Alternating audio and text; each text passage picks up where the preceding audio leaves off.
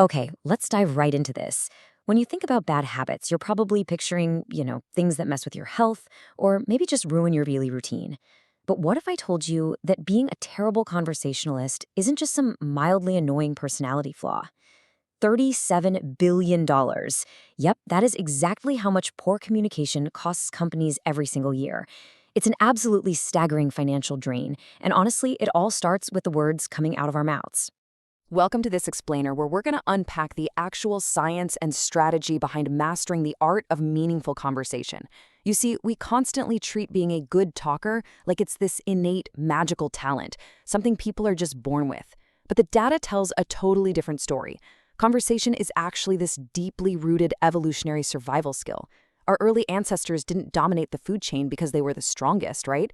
They dominated because language let them trade, build trust, and cooperate. And today, that exact same evolutionary edge translates directly into success. In fact, leaders who actually take the time to develop into master communicators see a nearly 50% higher return in their careers. 50%. So here's our roadmap for today's explainer. First, we'll look at the high cost of talking. Then, the foundation of presence. After that, the execution of flow. And finally, when silence is golden.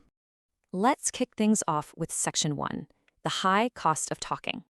Look, we live in an era that totally glorifies the multitasking myth. We try to fire off an email while supposedly listening to a colleague, fully believing we're just being highly efficient. But the reality, human brains literally cannot multitask. What we're actually doing is just rapidly switching our attention back and forth.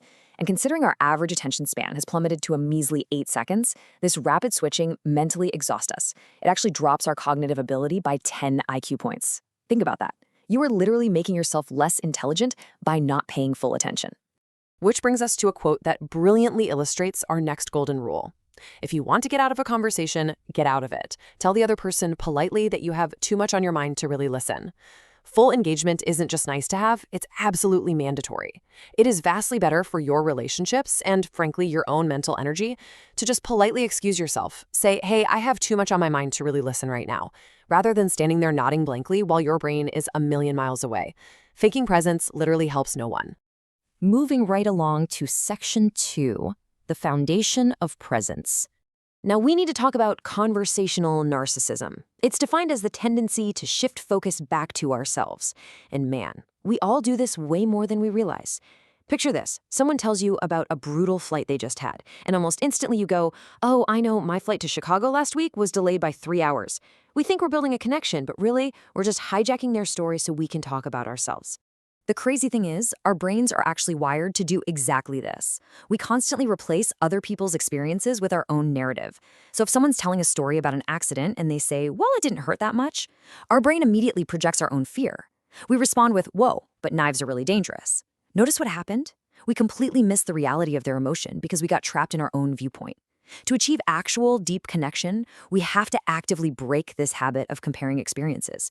We need to lean into active listening and ask clarifying questions about how they are feeling.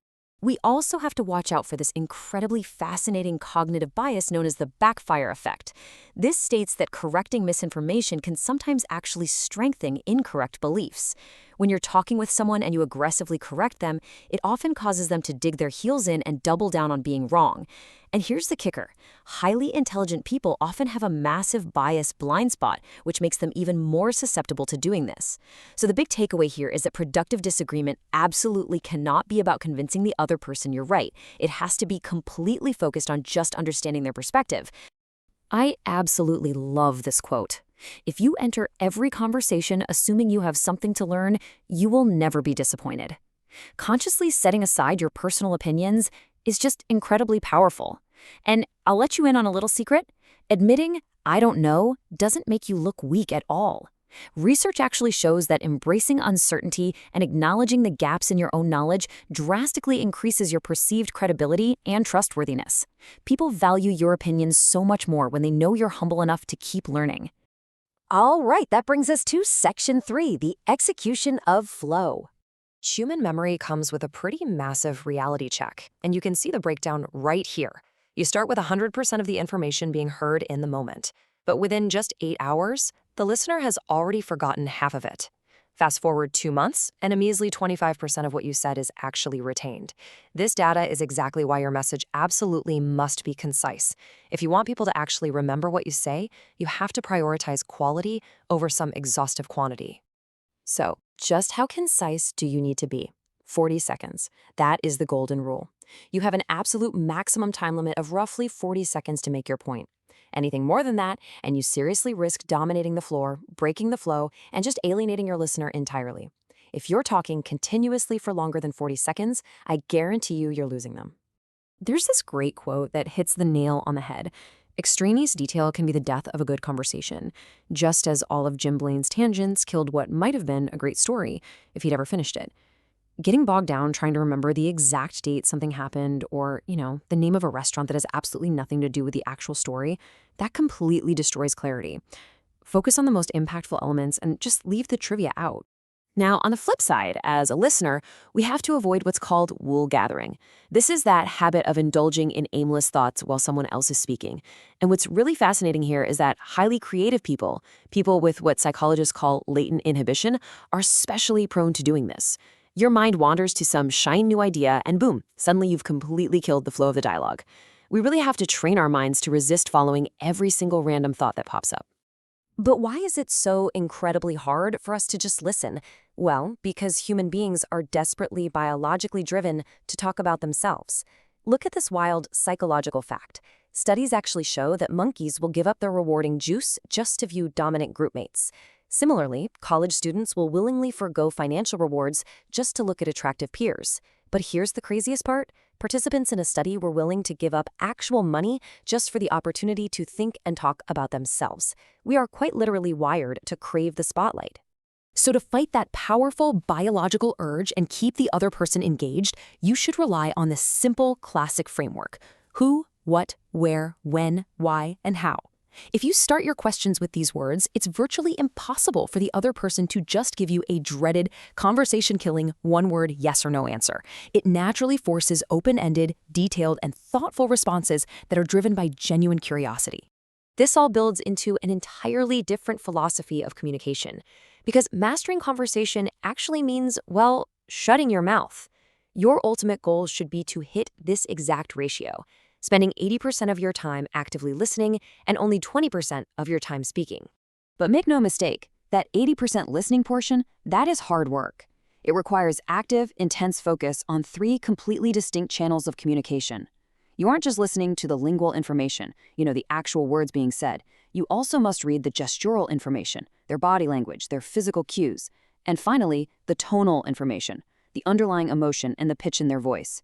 To truly understand someone, you have to synthesize all 3 of these channels simultaneously. And that brings us to our final section, Section 4, when silence is golden.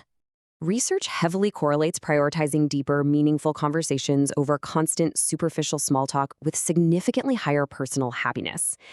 It is absolutely okay and frankly recommended to prioritize the quality of your interactions over the sheer volume of them. Because true emotional intelligence means recognizing your own limits. As this quote puts it, if you don't have the energy or motivation to focus on another person, it's best to isolate yourself. This is especially vital for introverts who just naturally have different social energy needs. Knowing exactly when to step back and simply walk away prevents you from engaging half-heartedly, and it stops you from having angry outbursts or saying things you're definitely going to regret later.